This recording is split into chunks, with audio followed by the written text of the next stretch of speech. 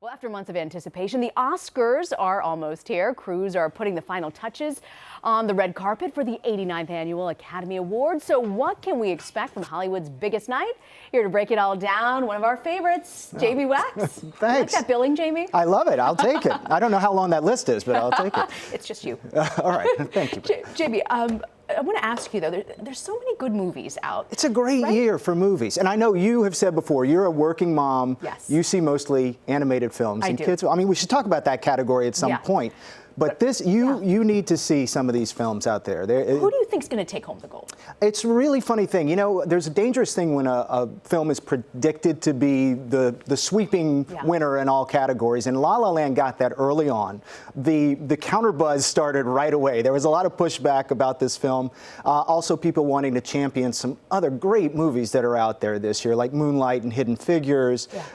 So it's a tricky thing. I feel like this year is going to be like a Share the Love year. Like everybody's going to get a little something. And I think if you look at category by category, everything that was really good this year has a shot at getting recognized. And I think some of the real front runners, I mean, to me, there are only two definites. It's got to be Mahershala Ali for Moonlight and supporting actor. And it's got to be Viola Davis in Fences for supporting actress. Other than that, it's there's a couple of categories that are toss-ups. But I think La La Land will do well. Hollywood loves stories about itself. Why do you think it did so well? Because, you know, my parents are from India, and we love Bollywood movies. Yeah. But this whole song and dance thing, it really took off, and the director said he had difficulty getting anyone to buy in originally. I mean, it's a really unusual movie, and if you see it, it's much more connected to these movies of the early 60s, The Umbrellas of Cherbourg, and the young ladies of Roquefort that were done by Jacques Demy, who was a big influence on the director, Damien Chazelle.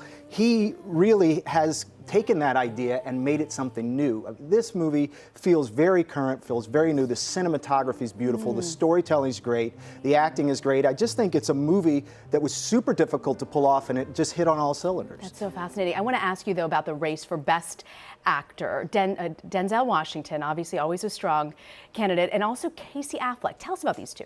Well, I mean, I think Casey Affleck was the sort of favored one from the very beginning, and the performance he gives in Manchester by the Sea is just unbelievable. He has done some great work in his career, but he's never even come close to the range and the depth that he has to go for this movie. But Denzel, everybody loves Denzel, and he happens to just be great as well. He's not just loved for his personality or for his star power. He's an incredible artist and a great actor, and Fences really showcases that with him directing himself. So Denzel won the SAG Award, which was a big surprise and a big upset over Casey Affleck. The thought is that the same group who votes for the acting awards in the Academy Awards are the people who voted in the SAG Awards as well. So there's a chance for an upset by Denzel, but I think people voted for recognition for him in the SAG Awards.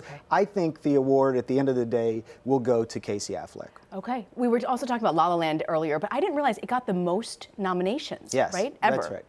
It's like, if you look through the categories, it reflects that overall excellence that I talked about, that the cinematography, the way it's shot, the natural light that they use with uncut scenes while people are singing. It's just a really, really high-functioning movie, and I think audiences responded to it, and I think Hollywood likes the way it showcased themselves in it. So fascinating to hear you say about the cinematography to look for in this movie.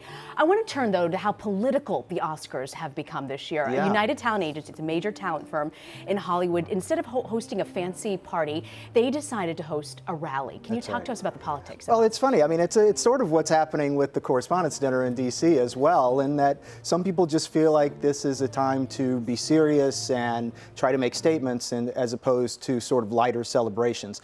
I think you've got to expect to see that at the Oscars. I don't believe that a showcase like this, a stage as great as this, and an audience they're going to reach, that these people with very deep political feelings right now are going to be able to resist making this a political event on some level. I wish it wasn't so political, though. We love sort of our entertainment. It gives us a little escapism from all the politics. Well, that's going to be the trick that Jimmy Kimmel's going to have to walk, is to try and address the political situation in America and in that room, but also remember that this is celebrating art and entertainment, and that the evening itself should be a piece of art and entertainment. You know, Jamie, for the past 2 years, they've used the hashtag #OscarsSoWhite because of the lack of diversity.